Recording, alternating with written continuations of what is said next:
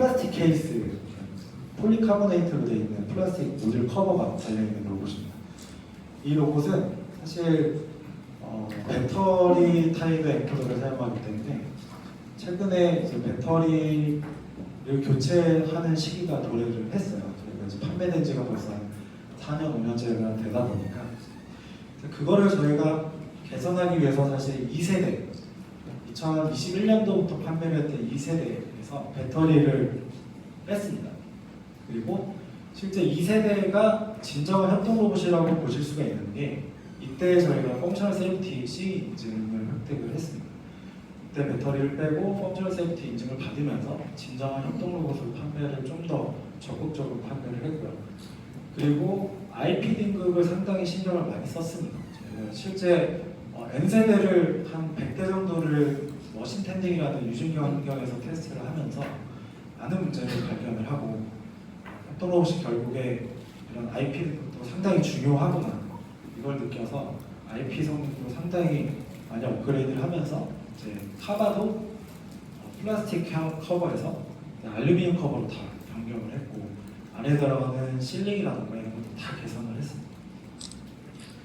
그리고 올해 작년 12월부터라고 말씀을 드리긴 하지만 기존의 2세대에서 또 불편함을 느꼈던 것들 그리고 이제 계속 저희가 시장을 개척해 나가면서 받는 피드백들 이런 것들을 다양한 것들을 반영을 한 버전을 올해 출시를 하게 되었습니다.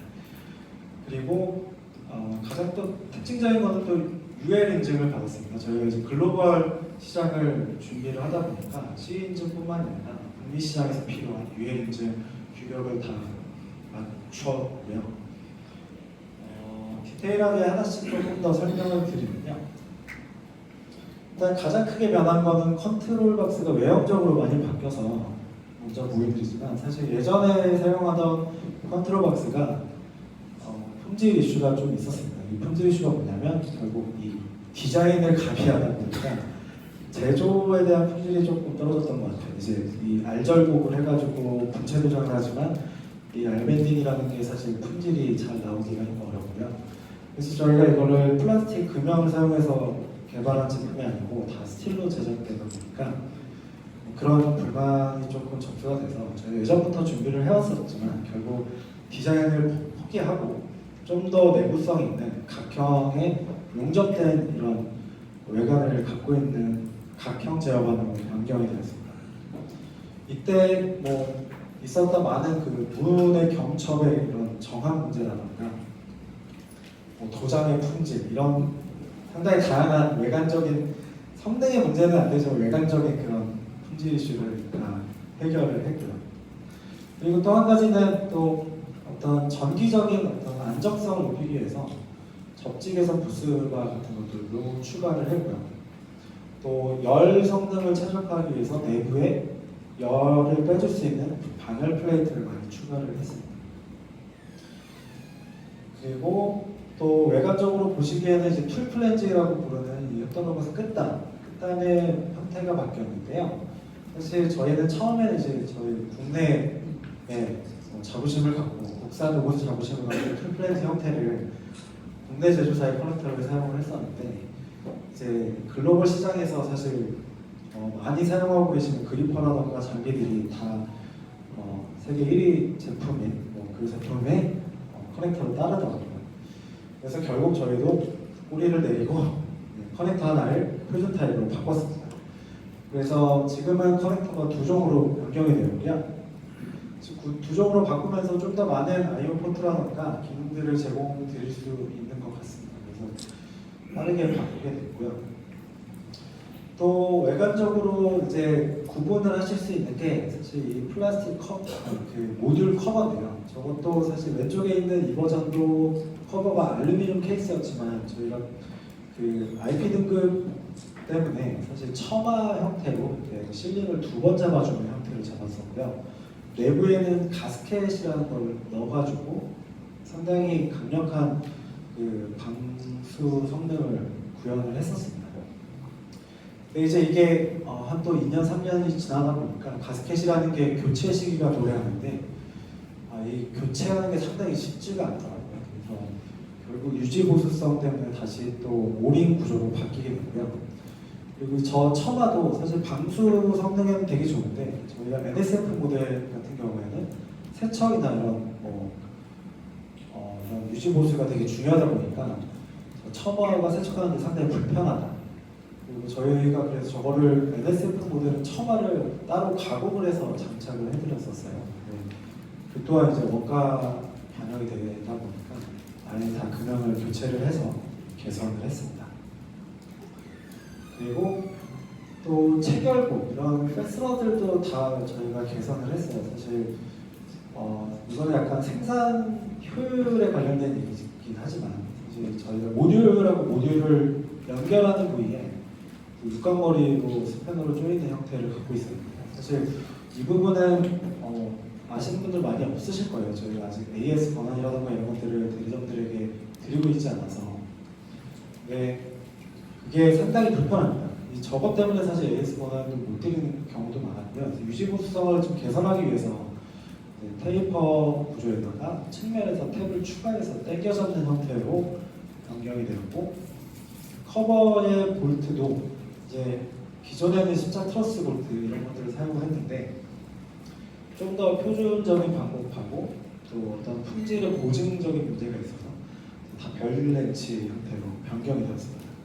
이렇게 변경을 하다 보니까 이제 또 내부의 기존의 형태로 잡고 있던 로봇의 어떤 문제가 이제 로봇이 충격이 났을 때 틀어지는 문제, 그리고 로봇 관절의 어떤 비틀린 강성 이런 것들을 좀 개선하기 위해서 구조적으로 좀 개선을 시켰습니다. 그리고 또 저희가 천장에 로봇이 달리는 경우가 많은데요. 천장에 달리는 경우에 로봇이 케이블이 바깥으로 정리하고 하는 게 상당히 힘들어요. 바닥에 카바를 만들어 달라는 요청이 되게 많았어요. 그리고 로봇을 만약에 저 안에 배선이 어떻게 끊어지거나 문제가 생겼을 때 유지 보수가 너무 어려워서 바닥면에 케이스를 추가를 했고요. 그리고 베이스단에 접지용 서비스 탭을 추가했습니다. 이거는 이제 정기적인 안정성을 위해서인데요.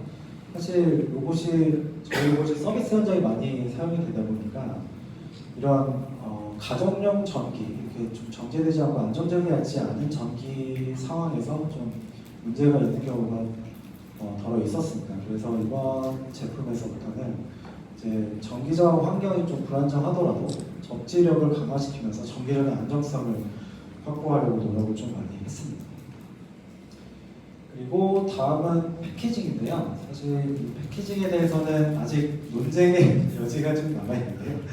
저희가 오 교수님이 항상 저희 그 제품을 저희한테 이제 방향성을 제시해 주실 때 로봇을 아무리 로봇이라도 제품을 열었을 때 진짜 한국의 향기가 날 수 있게 만들어라.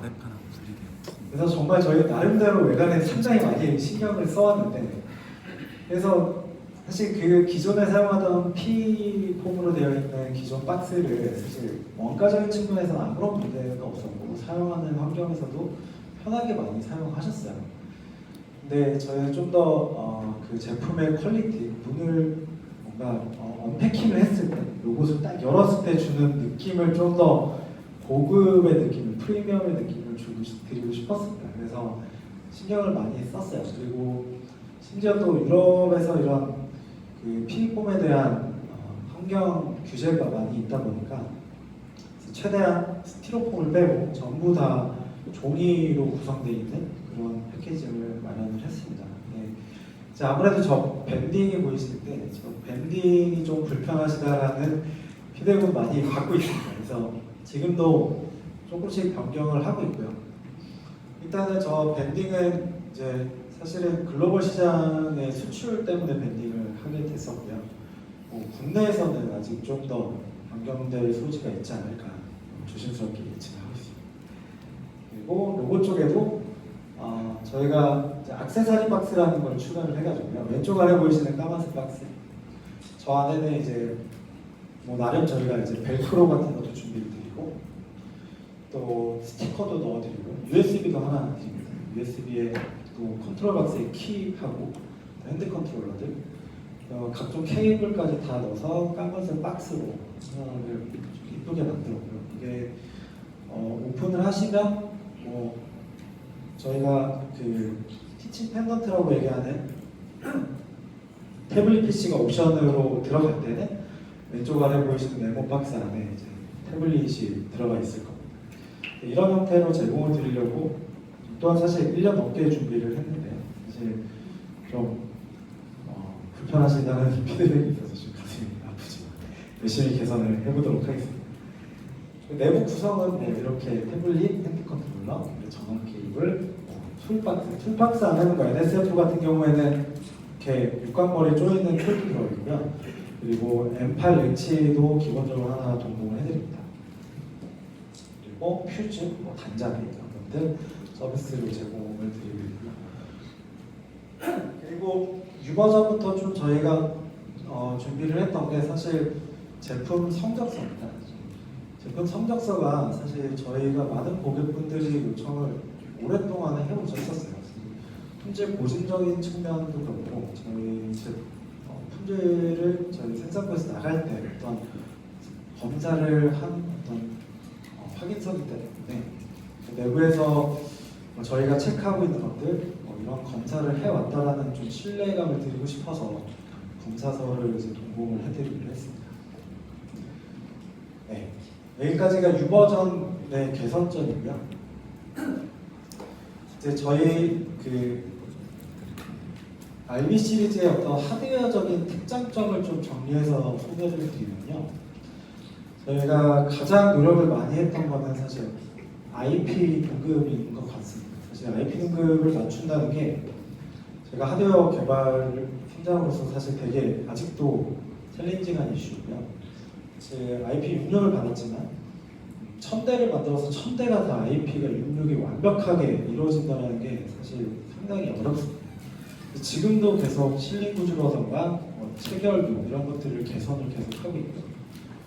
근데 이 협동 로봇이 아무래도 유증기 환경에서 많이 사용이 됩니다.